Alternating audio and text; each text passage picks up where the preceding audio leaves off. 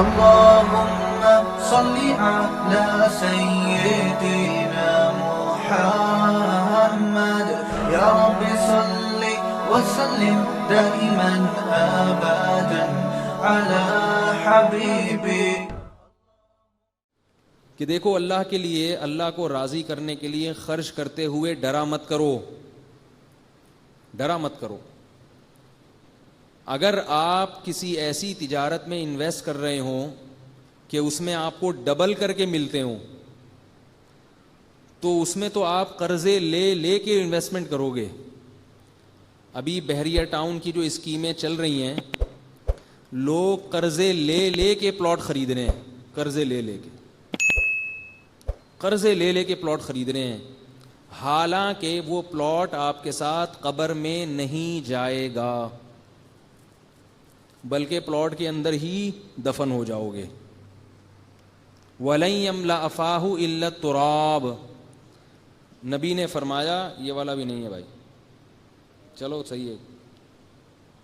نبی صلی اللہ علیہ وسلم نے ارشاد فرمایا کہ انسان جو ہے نا ہر وقت دولت کے پیچھے بھاگتا ہے. اس وقت کراچی میں یا پنجاب میں کسی کے پاس اگر بحریہ ٹاؤن کا پلاٹ نہیں ہے تو وہ احساس کمتری سے مرا جا رہا ہے، بیچارہ پاگل ہوا ہے. اور آپ کی اطلاع کے لیے عرض ہے، میرے پاس بھی نہیں ہے الحمدللہ، مجھے تو کوئی احساس نہیں ہو رہا. مجھے تو اسکیمیں آتی ہیں، گزر جاتی ہیں، پتہ بھی نہیں چلتا. ابھی تک بھی نہیں پتا ریٹ کیا چل رہے ہیں پلاٹ. حالانکہ کسی نے بتایا 10,000 روپے ہیں. 10,000 کوئی ایسی بڑی چیز نہیں ہے میرے لیے کہ میں پلاٹ نہ خرید سکوں. 10,000 کی کم از کم خرید. پلاٹ تو ظاہر ہے 10,000 کا نہیں، جو قرآن اندازی ہوتی ہے نا. لیکن اللہ تعالیٰ کا اتنا شکر ادا کرتا ہوں کہ اللہ تعالیٰ نے ٹینشن فری زندگی دی ہوئی ہے. میں یہ نہیں کہہ رہا کہ آپ پلاٹ نہ خریدیں آپ، ٹینشن نہ لیں پلاٹوں کی. کچھ بھی نہیں ہوتا اگر نہیں ہے. مرو گے، قبر میں جاؤ گے، ختم ہو جاؤ گے.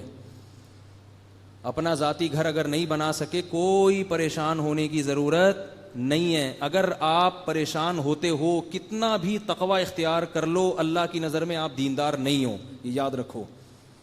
جس شخص کا دل دیواروں میں، عمارتوں میں، پلاٹوں میں، گھروں میں، بنگلوں میں، گاڑیوں میں اٹکا ہوا ہے، وہ تہجد پابندی سے پڑھ لے، داڑھی رکھ لے، شلوار ٹخنوں سے اوپر رکھ لے، حج کر لے، عمرے کر لے، اللہ کی نظر میں وہ دیندار نہیں ہے. یہ خوب یاد رکھو.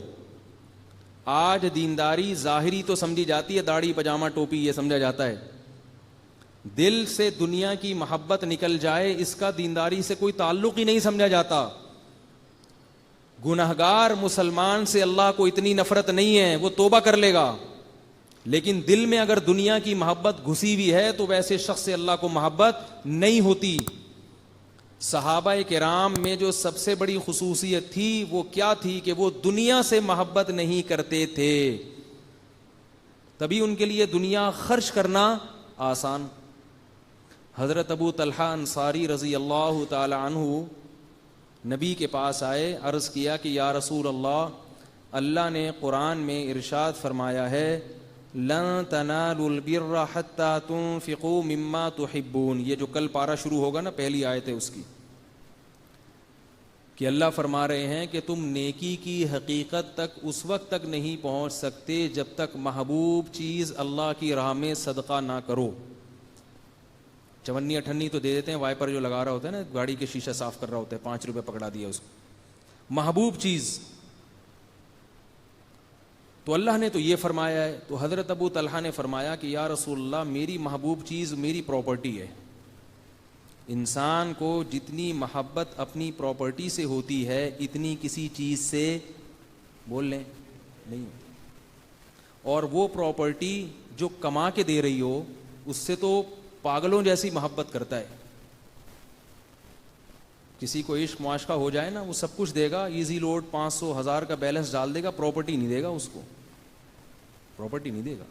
یہ تھوڑی اسی وجہ سے تو ہوا ہے تمہیں مجھ سے، اگر میرے پاس یہ پراپرٹی نہ رہی تو تم ویسے ہی نہیں رہو گی. پراپرٹی ہوتی ہے تو سب کچھ ہوتا ہے، پراپرٹی نہیں ہو رشتہ ہی نہیں ملتا. لوگ کہتے ہیں آپ کا ذاتی گھر ہے یا نہیں؟ نہیں جی کرائے کا ہے. چلو بھاگو یہاں سے، دفعہ یہاں سے. نیچ گھٹیا آدمی، غریب میرے پاس لوگوں کی کالز آتی ہیں لڑکوں کی, کہہ رہے ہیں یار کما رہا ہوں سب کچھ ہے, رشتہ ہی نہیں ملتا. میں نے کہا کیوں؟ کہہ رہے ہیں یار ذاتی گھر نہیں ہے, کرائے کے گھر کی وجہ سے مار کھا جاتے ہیں. میں نے کہا بھائی ایسے جگہ شادی کر لو جن کا اپنا کرائے کا گھر ہو. جواب تو ہے ہمارے پاس الحمدللہ, ایسی جگہ شادی کر لو جہاں اپنا. کہہ رہے ہیں کیوں؟ غریبوں میں تھوڑی کرنی ہے ہم نے, کوئی اسٹینڈرڈ بھی ہوتا ہے بھائی. تو مرنا نہیں ہے, مرنا نہیں ہے. روزانہ نا 100 دفعہ سوچا کرو کہ مرنا ہے مرنا ہے مرنا ہے مرنا ہے مرنا ہے مرنا ہے. 100 دفعہ سوچو گے تو DMR بنیں گے, لاشعور میں جائے گی بات. ہوتا ہے نا کانشیس اور سب کانشیس, لاشعور اور شعور. بہت سی چیزیں ہم جانتے ہیں ہمارے لاشعور میں نہیں ہوتی. جب بار بار تکرار کرو گے مرنا ہے مرنا ہے مرنا ہے. روزانہ سونے سے پہلے دیکھو آج یہاں سو رہا ہوں, کل تختے پہ لیٹا ہوا ہوں گا. آج تو میں بستر پہ لیٹا ہوا ہوں, روزانہ بستر پہ نہیں لیٹوں گا, کل برف پہ لیٹا ہوا ہوں گا. ٹھیک ہے نا, کل برف خانے میں مردہ خانے میں لیٹا ہوا ہوں گا. جب غسل خانے میں نہایا کرو شاور کے نیچے, بولو آج تو خود نہا رہا ہوں, کل کوئی اور نہلا رہا ہوگا. اور خدا کی قسم یہ وقت ضرور آئے گا, ان قریب آنے والا ہے. زیادہ اترانے کی, خوش ہونے کی چندہ ضرورت نہیں ہے, بس آیا ہی چاہتا ہے. اور یہ بھی سوچ لیا کرو کہ اس کا کوئی ٹائم نہیں ہے, بغیر بتائے آئے گا. جب بھی کوئی جنازہ اٹھے نا بولو لے بھائی وہ بھی نکل لیا, ارے بھائی اب تو میرا نمبر اور قریب ہو گیا اور قریب. سوچ سوچ کے لاشعور میں یہ بات ڈال دو, دنیا مسافر خانہ ہے, مسافر خانہ ہے, مسافر خانہ ہے, رہنے کی جگہ نہیں ہے. ان دیواروں سے, ان اینٹوں سے, ان ٹائلوں سے, اس واش روم سے, اس خوبصورت نلکے سے لوگ جا جا کے نا مجھے اپنے بیت الخلاء کا وزٹ کرا رہے ہوتے ہیں. یہ دیکھیں ہمارے ابا نے یہ واش روم بنایا ہے, کیا انگلش قسم کے نلکے لگے ہوئے ہیں اس میں. میں خوش ہوتا ہوں, چلو اچھی بات ہے, اللہ نے پیسہ دی ہے, لیکن الحمدللہ متاثر نہیں ہوتا بلکہ وحشت ہی ہوتی ہے. کیا نلکا لگا دیا اس میں, اتنا خوبصورت سونے کا لگا دیا. وہ جو وہ ہے برونائی کا جو صدر ہے نا, برونائی کا, اس کے گھر میں نلکے سونے کے لگے ہوئے ہوں. نلکے کس کے لگے ہوئے ہیں؟ سونے. مر جائے گا تھوڑے دنوں میں, ٹھیک ہے, قبر میں جائے گا, وہی کیڑے کھائیں گے. تو بار بار اللہ اس کے رسول بار بار بتا رہے ہیں دنیا رکھنے کی چیز ہے, دل لگانے کی چیز نہیں ہے.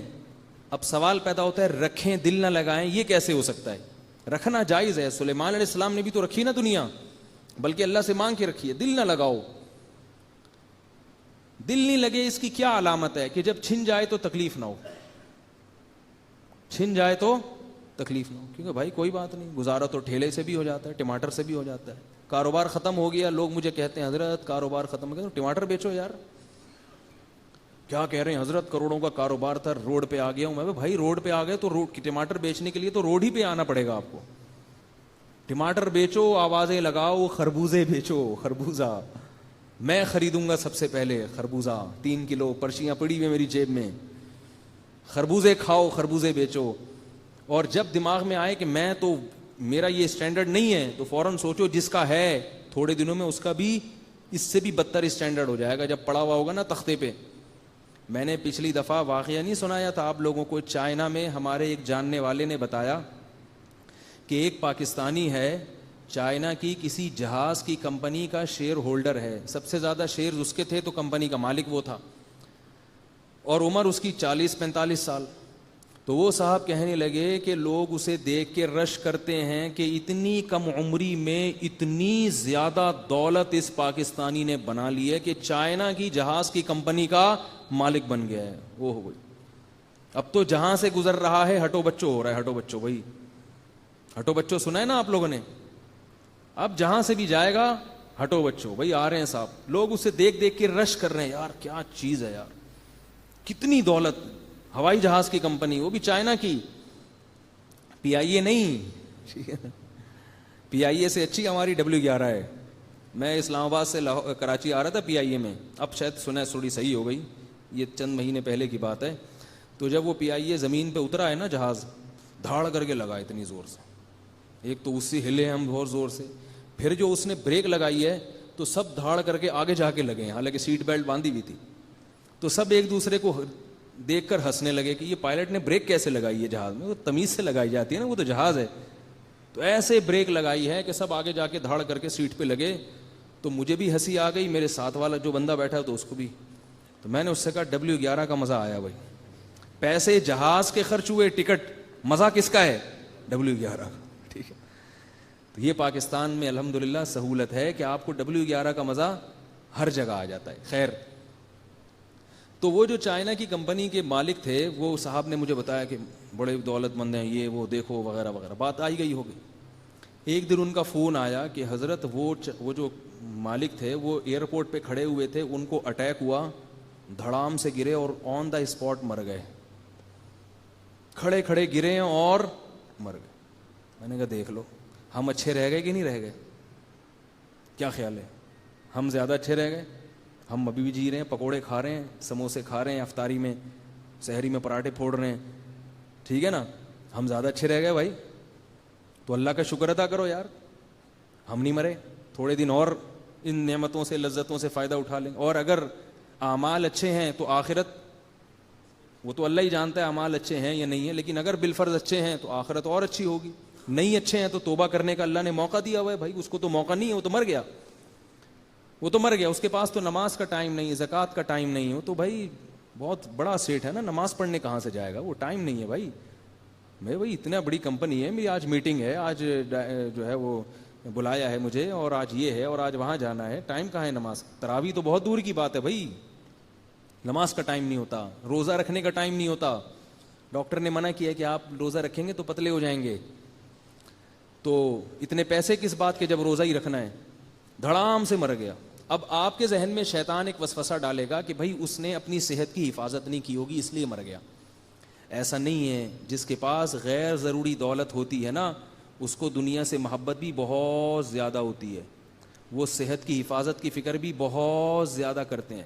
ایک تو کچھ لوگ اس لیے کرتے ہیں کہ اللہ اس کے رسول کا حکم ہے صحت کی حفاظت کی فکر, لیکن ہمارے ہاں اکثریت اللہ اس کا رسول کا حکم سمجھ کے نہیں کرتی, بلکہ وہ تو اس لیے کہ تاکہ ہم زیادہ دن زندہ رہیں. تو حفاظت بھی ہوتی ہے, سب کچھ ہوتا ہے, مگر موت کا ایک جھٹکا ختم کر دیتا. دیکھو اللہ نے سلیمان علیہ السلام کو بہت زیادہ دولت دی ہے. اس کائنات میں جتنی دولت حضرت سلیمان کو ملی اور جتنی بڑی حکومت حضرت سلیمان کو ملی, اتنی حکومت اور اتنی دولت اللہ نے کسی کو بھی نہیں دی ہے. بات سننا ذرا, میں کہنا کیا چاہ رہا ہوں خوب غور سے سمجھیں, کیونکہ سلیمان علیہ السلام جیسی حکومت کسی کو بھی نہیں ملی, یہ قرآن سے ثابت ہے. ان جیسی دولت کسی کو بھی نہیں ملی, لیکن ان جیسی موت بھی کسی کی نہیں ہوئی. اللہ کے پیغمبر ہیں, بیٹھے ہوئے ہیں, جنات سے تعمیراتی کام لے رہے ہیں, عصا ہاتھ میں ہے اور ایسے سیدھے بیٹھے ہوئے ہیں, نگرانی کر رہے ہیں کہ بھئی مزدوروں سے نا کہ کام کرو. اور ان کے تصور میں بھی نہیں ہے کہ ابھی میری موت آنے والی ہے, کیونکہ جس کو پتا ہوتا ہے نا موت آنے والی ہے, خاص طور پہ پیغمبر کو, وہ تو سارے کام لپیٹ کے کیا کریں گے, عبادت میں لگ جائیں گے, وصیت کرنا شروع کر دیں گے, بھائی بس کام ابھی ذرا سمجھو, روکو ذرا, میں اپنا نائب خلیفہ کسی کو بنا رہا ہوں, ذرا صبر کرو. اور دوسری بات یہ کہ سلیمان علیہ الصلاۃ والسلام کے بارے میں یہ بدگمانی بھی جائز نہیں ہے کہ انہوں نے صحت کا خیال نہیں رکھا ہوگا. جتنا اپنی صحت کا خیال پیغمبر رکھتے ہیں اتنا خیال دنیا میں کوئی بھی نہیں رکھتا. پیغمبر کبھی بھی ایسی خوراک نہیں کھاتے جو ان کی صحت کے لیے نقصان دہ ہو. پیغمبر کبھی اتنا نہیں کھاتے کہ جو ان کی صحت کے لیے نقصان دہ ہو. پیغمبروں کی زندگی بالکل معیاری ہوتی ہے, صحت کے اعلیٰ معیار پر ہوتی ہے, اور کوئی پیغمبر اللہ نے کمزور پیدا نہیں کیا. سارے پیغمبر خوبصورت, پرکشش, انتہائی اعلیٰ اور معیاری صحت کے حامل ہوتے ہیں. تو اب مجھے بتاؤ, سلیمان علیہ السلام لاٹھی ایسے ہاتھ میں رکھ کے, ٹیک لگا کے, اور نگرانی کر رہے ہیں, اور اللہ فرماتے ہیں موت کا فرشتہ آیا اور روح قبض کر کے چلا گیا. ایسے منٹوں میں روح قبض کی ہے کہ وہ اسی طرح ہی پڑے رہے ہیں, بس ایسے بیٹھے ہوئے اور موت آ گئی, کیونکہ ٹیک لگی ہوئی تھی, گرے نہیں. اور جنات یہ سمجھ رہے تھے کہ سلیمان علیہ السلام نگرانی کر رہے ہیں, کیونکہ انبیاء کی جب موت واقع ہوتی ہے تو ان کے جسم میں تغیر نہیں ہوتا, انبیاء کی باڈی محفوظ رہتی ہے, اس میں کوئی تغیر نہیں آتا. اسی وجہ سے نبی صلی اللہ علیہ وسلم کو دیر سے دفنایا گیا ہے, کہ جلدی دفنا دیتے تو خلافت میں اختلاف ہو سکتا تھا. صحابہ نے سوچا کہ نبی کو دفنائیں گے بعد میں اور خلیفہ کا تعین پہلے کریں گے ورنہ مسلمانوں میں تلواریں نہ چلنا شروع ہو جائیں. جبکہ عام میت کو جلدی دفنانے کا حکم ہے, دیر سے دفنانے کی اجازت نہیں ہے. اس پر رافضی لوگ یہ اعتراض کرتے ہیں صحابہ اکبر کہ نبی کی توہین کی, اتنے دن تک دفنایا نہیں. تو یاد رکھو نبی کی اس لیے توہین نہیں ہے کہ نبی کے جسم میں ذرہ برابر بھی تغیر نہیں ہوتا, ایسے ہی چمکتا ہے, ایسے ہی فریش ہوتا ہے جیسے دنیا میں تھا. تو صحابہ نے سوچا کہ خلیفہ کا نامزد ہونا پہلے ضروری ہے ورنہ کہیں منافقین امت میں اختلاف نہ پیدا کر دیں, اس لیے بعد میں دفنایا ہے. تو سلیمان علیہ السلام کے جسم میں کوئی تغیر نہیں ہوا, بالکل ایسے بیٹھے ہوئے ہیں.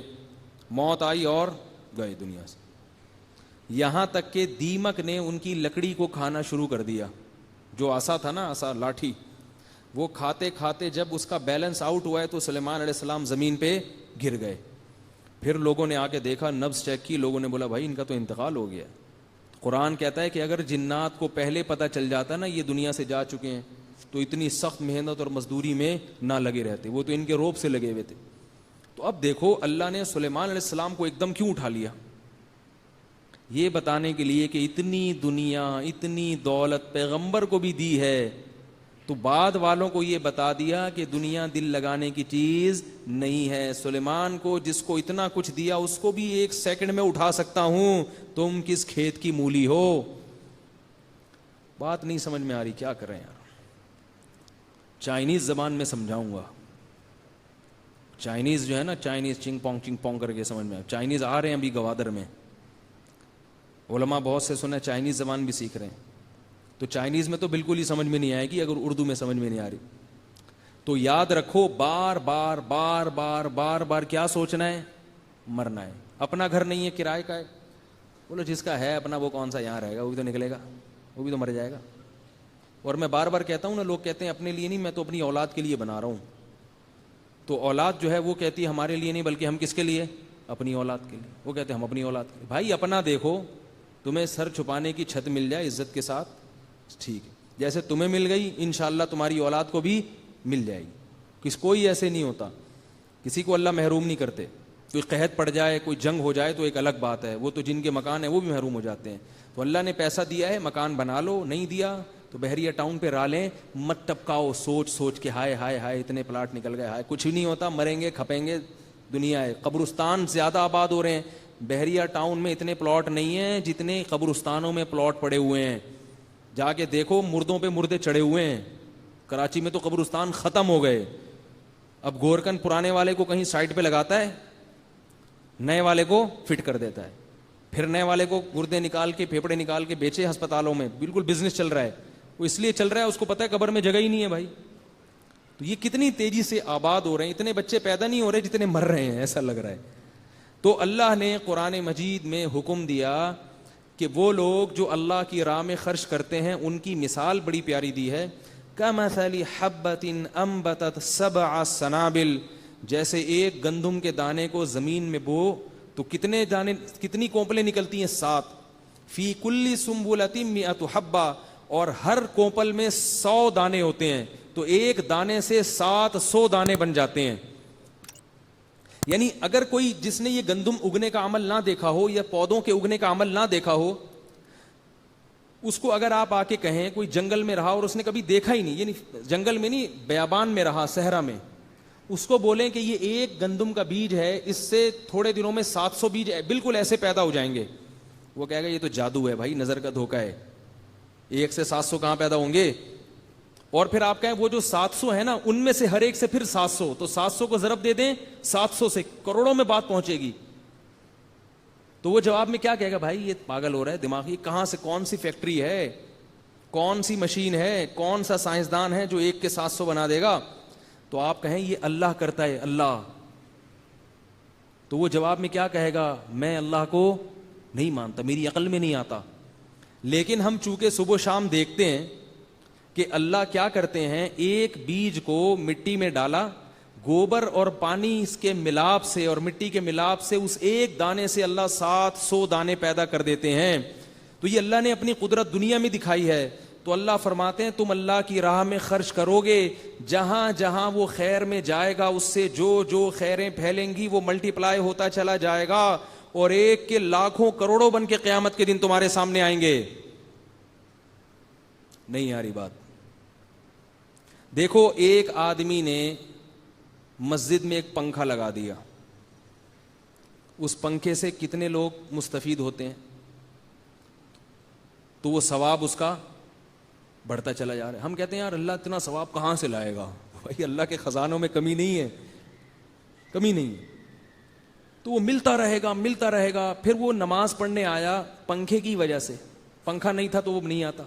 اکثر تو ایسے ہی ہوتے ہیں, ایئر کنڈیشن ہے تو آ گئے, پنکھا ہے تو تھوڑے کم آئے, پنکھ کچھ بھی نہیں ہے تو امام صاحب ہی بھاگ گئے. ٹھیک ہے نا. تو جو آیا اس کو نماز دل لگا اس کا, کچھ اللہ نے اس کو اور ترقی دی, تو اس میں آپ کا بھی دخل ہوگا. یہ لوگ جو مدرسوں میں پیسے دیتے ہیں وہاں جو علماء بن کے نکلتے ہیں, تو وہ علماء جب تک خیر کا کام کرتے رہیں گے, جس نے اس مدرسے میں انویسٹمنٹ کی تھی اس کا کچھ نہ کچھ حصہ اس میں ہوگا کہ نہیں ہوگا. وہ بڑھتا رہے گا بڑھتا رہے گا بڑھتا رہے گا بڑھتا رہے گا بڑھتا رہے گا. اسی وجہ سے نبی صلی اللہ علیہ وسلم نے ارشاد فرمایا کہ جب انسان مر جاتا ہے, انقطع عملہ الا من ثلاث, مر جاتا ہے تو سب کچھ ختم مگر تین چیزیں باقی رہتی ہیں. تین چیزیں کیا رہتی ہیں باقی؟ نمبر 1 صدقۃ جاریہ, ایسا صدقہ کر دیا جس کے آثار چل رہے ہیں. درخت لگا دیا, کنواں کھود دیا, مسجد بنا دی, مدرسہ بنا دیا, یا طلباء پہ خرچ کر دیا مدارس میں, تو وہ جب تک نکلیں گے فارغ ہو کے وہ پھیلتا رہے گا پھیلتا رہے گا پھیلتا رہے گا. تو پہلی چیز کیا فرمائی؟ صدقہ جاریہ. دوسری چیز ارشاد فرمائی ولد صالح یدعو لہ, نیک اولاد جو اس کے لیے دعا کرتی رہے گی. پھر اس اولاد کی اولاد ہوگی جو اپنے باپ دادا کے لیے دعا کرتی ہے, پھر اولاد کی اولاد. تو نیک اولاد, تو اولاد ہوگی تو نیک ہوگی نا. 2 بچے میں کیا پتا کہ نیک ہوں گے کہ نہیں ہوں گے. ایک صاحب کل مجھے ملے, کہہ رہے ہیں ایک ہی بچہ ہے اتنا نالائق. ان کہنے لگے ایک بیٹا میرا بہت سخت تنگ کیا ہوا ہے, نافرمان ہے, یہ وہ, ایک نماز نہیں پڑھتا. میں نے کہا دوسرے تو پڑھتے ہوں گے نا, ان سے خدمت لے لی. کہنے ہے ہی ایک. میں نے کہا پھر یہ آپ کا, میرا قصور نہیں ہے بھائی, یہ میرا قصور نہیں, اب بھگتو. ہمارے نبی صلی اللہ علیہ وسلم نے فرمایا تزوج الودود الولود, ایسی عورت سے نکاح کرو جو کثرت سے اولاد دے تمہیں. اولاد کے معاملے میں بخل سے کام نہ لے, بہت بڑی ترقی کا ذریعہ بنے گی اولاد. دیکھو میں اپنے والدین کا چوتھا بچہ ہوں, میں بڑا نالائق ہوں, لیکن اگر میرے والد صاحب ابھی جو میں دین کی خدمت کر رہا ہوں مجھے دیکھتے تو خوش ہوتے نا کہ اچھا ہوا چوتھا ہو گیا تھا. کیا خیال ہے؟ اگر خاندانی منصوبہ بندی والوں کے مشورے پہ چلتے تو میرے والد صاحب کا جو علمی سرمایہ ہے جو آج لاکھوں لوگوں تک پہنچ رہا ہے وہ نہ پہنچتا, کیونکہ میرے دونوں بڑے بھائی عالم نہیں ہیں مجھ سے اچھے, مجھ سے نیک ہیں, عالم نہیں ہیں. عالم میں بھی نہیں ہوں لیکن ان سے زیادہ ٹوٹا پھوٹا علم ہے میرے پاس. تو وہ صدقہ جو اللہ اگر قبول کر لے, باقی اللہ ہی بہتر جانتا ہے کہ یہ قبول ہو رہا ہے کہ نہیں ہو رہا. تو لا تدرون ایہم اقرب لکم نفعا, اللہ فرماتے ہیں تمہیں معلوم نہیں ہے کہ تمہاری کون سی والی اولاد تمہارے لیے نفع کا ذریعہ بن جائے, کون سی والی اولاد تمہارے لیے فائدے اور نفع کا ذریعہ بن جائے, کسی کو پتہ نہیں ہے. اس لیے یہودیوں کی باتوں میں مت آیا کرو. تو سلیمان, کیا عرض کر رہا تھا میں کہ کیا بات چل رہی تھی؟ ہاں, صدقہ جاریہ او علمی ينتفع به, یا وہ علم جس سے فائدہ اٹھایا جائے. علم چھوڑ کے چلا گیا کوئی, جیسے کسی نے علم کی بات کسی کو بتا دی تو اس نے آگے بتا دی, اس نے آگے بتا دی, یا آپ نے کسی کو, جیسے تبلیغ والے نکلتے ہیں اللہ کی راہ میں, وہ لوگوں کو نکال لیتے ہیں سروزے میں. علم 2 طرح کا ہے نا, ایک فضائل کا اور ایک مسائل کا. مسائل کا علم علماء, فضائل کا علم عوام بھی بتاتی ہے. تو وہ پھیلتے پھیلتے وہ کیا ہو گیا کہ وہ, میں آپ کو عجیب واقعہ سناؤں. میں جو بیٹھا ہوں نا آج یہاں پہ, میرے استاذ جن کا جامعۃ الرشید ہے, اتنا بڑا ادارہ بنایا جس سے اللہ اتنی خیر کے کام لے رہے ہیں, وہ استاذ کیسے آئے دین پر؟ ان کے جو والد تھے, ان کے والد کو کسی غلط کیس میں جیل ہو گئی. ہوتا ہے نا کیس ہوتا ہے, تو جب تک ثبوت ہو نہ ہو گورنمنٹ اٹھا کے جیل میں ڈال دیتی. وہ بری ہو گئے اس سے الحمدللہ, لیکن جب تک کیس چلا تو وہ جیل ہو گئی. جب جیل میں گئے ہیں, یہ بہت پرانی بات ہے, ان کے والد صاحب کا بھی انتقال ہو گیا, تو وہ جب جیل میں گئے ہیں تو جیل میں ایک ڈاکو ملا. وہ ڈاکو تبلیغی جماعت کے جو امیر تھے حضرت مولانا الیاس رحمۃ اللہ علیہ, ان کی صحبت اٹھائی ہوئی تھی اس ڈاکو نے. اب پتہ نہیں وہ صحیح ڈکیتی میں پکڑا گیا تھا یا غلط الزام تھا, واللہ عالم, لیکن وہ کچھ نہ کچھ ان کے پاس اٹھنا بیٹھنا تھا.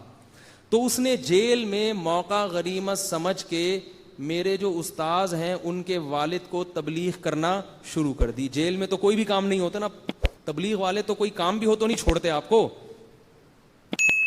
اور جب آپ فارغ بیٹھے ہوئے ہوں وہ کہتے ہیں یہ تو بڑا ٹائٹ شکار ہے, یہ بھی کچھ بھی نہیں کر رہا, ابھی اس کو پکڑو. وہ تو دیکھتے ہیں بھائی کون بندہ ایسا ہے جو مکھیاں مار رہا ہے بیٹھ کے, یہ اس کو تو پکڑو نا, اس کو کیوں چھوڑیں بھائی. تو وہ جیل میں ڈاکو بیٹھا تھا, اس نے کہا یہاں تو کوئی بھی کام نہیں ہے تو کیوں نہ اس پہ محنت کرو. یہ جو آیا بندہ ہمارا, محنت شروع کر دی.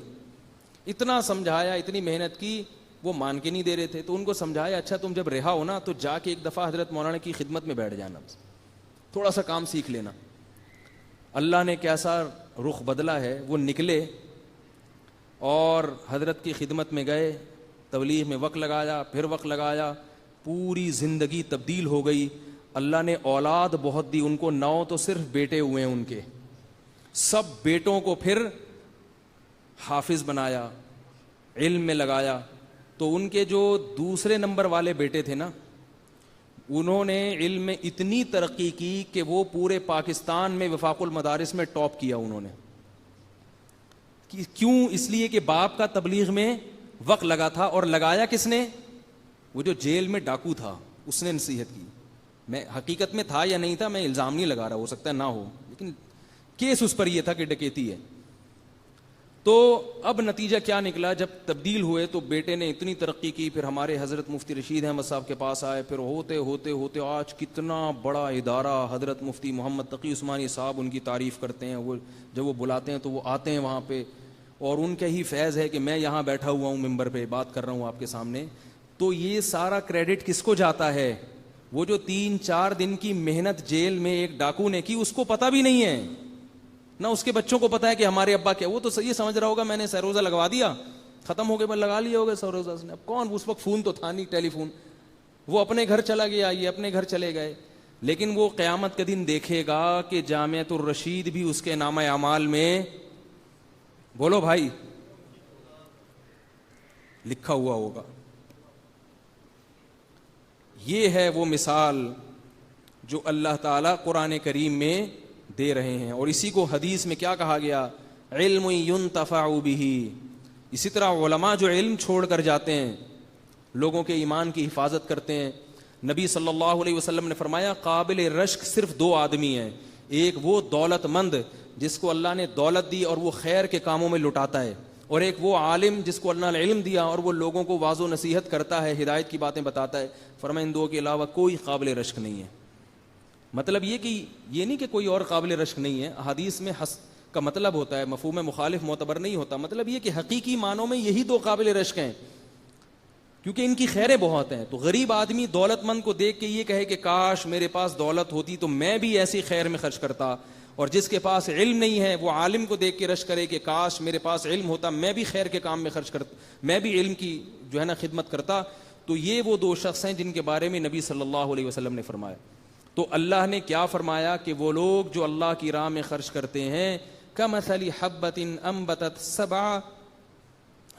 سبع سنابل, کہ ان کی مثال اس گندم کے دانے کی طرح ہے جس نے 7 کونپلیں پیدا کی. فی کل سنبلۃ مئۃ حبہ, اور ہر ایک میں 100 دانے ہیں. واللہ یضاعف لمن یشاء. فرمایا یہ تو عام فارمولہ ہے, لیکن اللہ بعض دفعہ کسی کے لیے اس میں اور زیادہ اضافہ کر دیتا ہے, اور رمضان میں اور زیادہ ثواب بڑھ جاتا ہے صدقات و خیرات کا.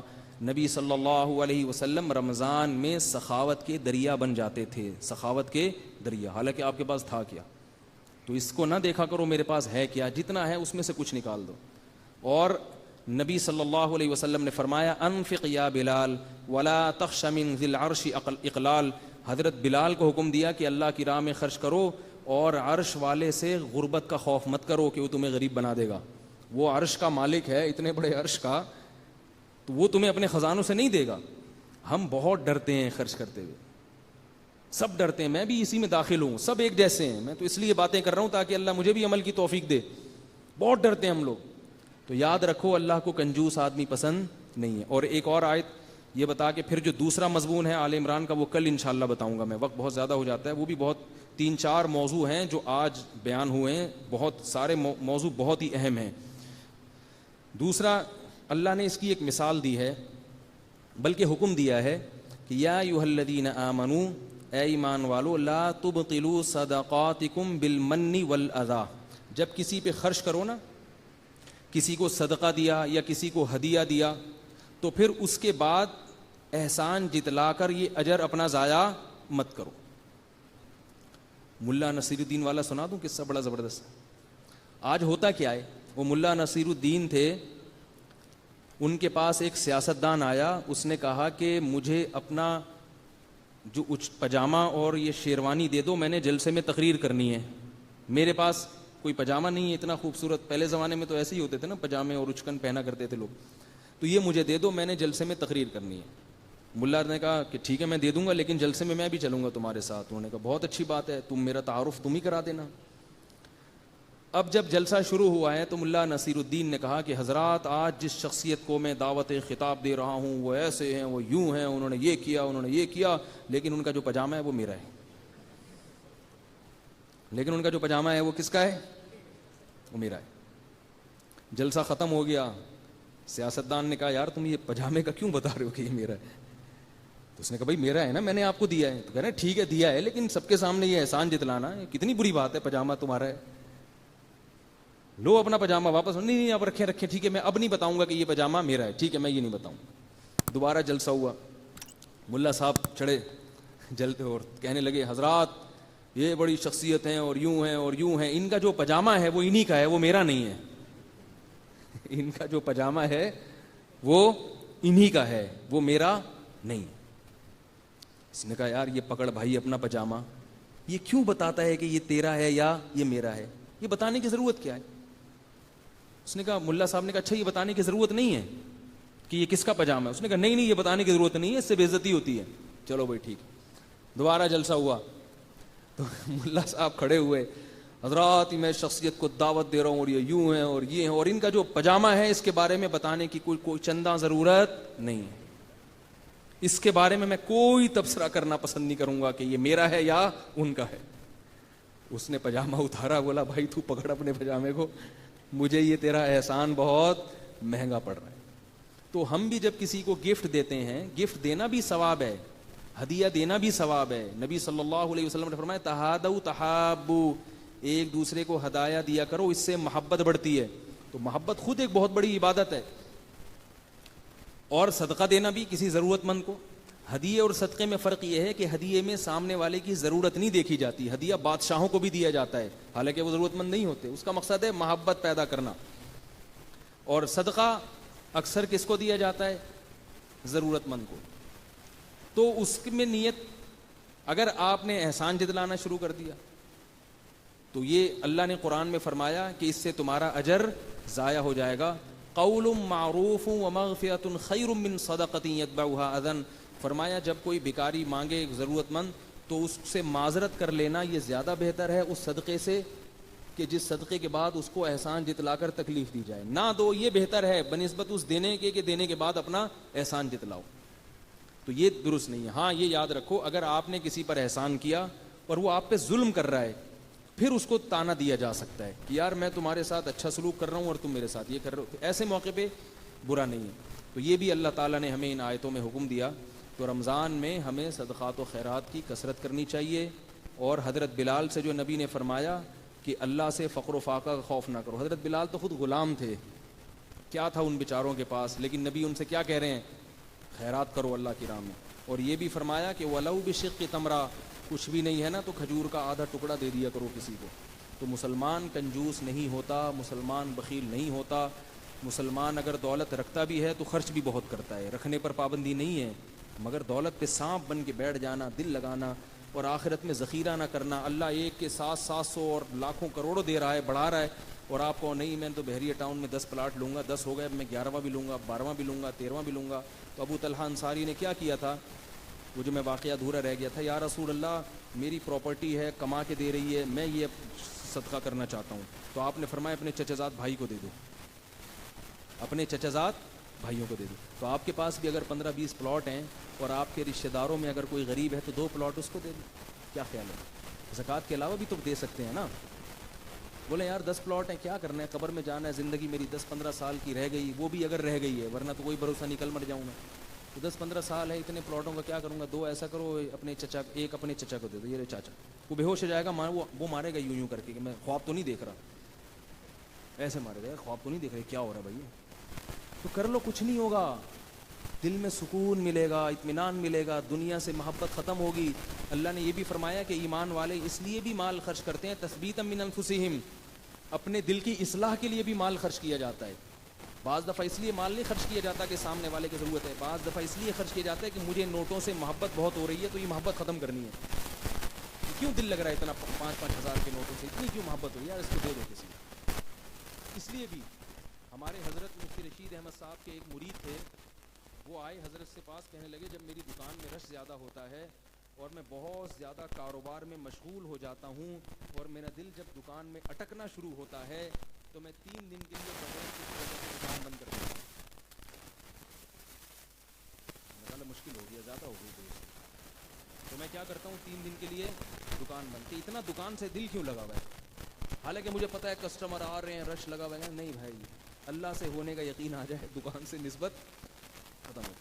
آپ لوگ نہ کریں، کسی سے پوچھ کے کریں، ایسا نہ ہو کہ نقصان، دکان 3 دن کے لیے بند کر دی، پھر اگلے دن مکھیاں مار رہے ہیں، آ نہیں رہا، پھر گھر میں بیوی پھڈے کر رہی ہے، عید کے کپڑے نہیں ہیں، آپ کہیں اللہ سے ہوتا ہے، غیر اللہ سے کچھ نہیں ہوتا. غیب لاؤ نا. تو توکل ہر ایک کا مختلف ہوتا ہے. علماء کہتے ہیں کہ کسی ماہر کی نگرانی، اتنا توکل جتنا افورڈ کر سکو، جتنا برداشت کر سکو. وہ ایک آدمی کا مشہور ہے نا کہ اس کو بھولنے کی بیماری تھی. چلیں لمبے قصے ہو جائیں گے، چھوڑیں.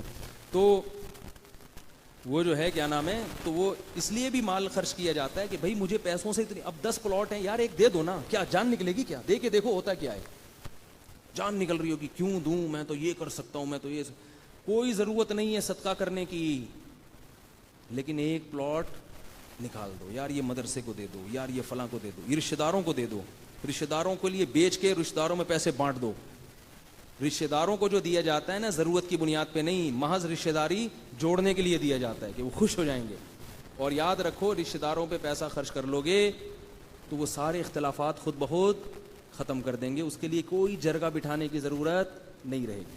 اور اللہ نے رشتہ داری جوڑنے کا حکم دیا ہے، تو تھوڑا سا خرچ کرنے والے بنے. اللہ مجھے بھی توفیق دے. میں باتیں کرتے ہوئے ڈرتا ہوں کہ میرے اوپر آزمائش آئی تو اللہ بولے وہ بڑا فنٹر بنا ہوا تھا، تقریریں کر رہا تھا، اب نکالنا پیسے، تو مجھے خود بھی ڈر لگتا ہے، ٹھیک ہے نا. اس لیے میں اللہ سے میں بھی دعا کرتا ہوں اللہ مجھے بھی عمل کی توفیق دے اور آپ حضرات کو بھی. باقی مضامین انشاءاللہ کل بیان ہوں گے. سبحانک اللہم و بحمدک، نشہد ان لا الہ الا انت، نستغفرک و نتوب الیک.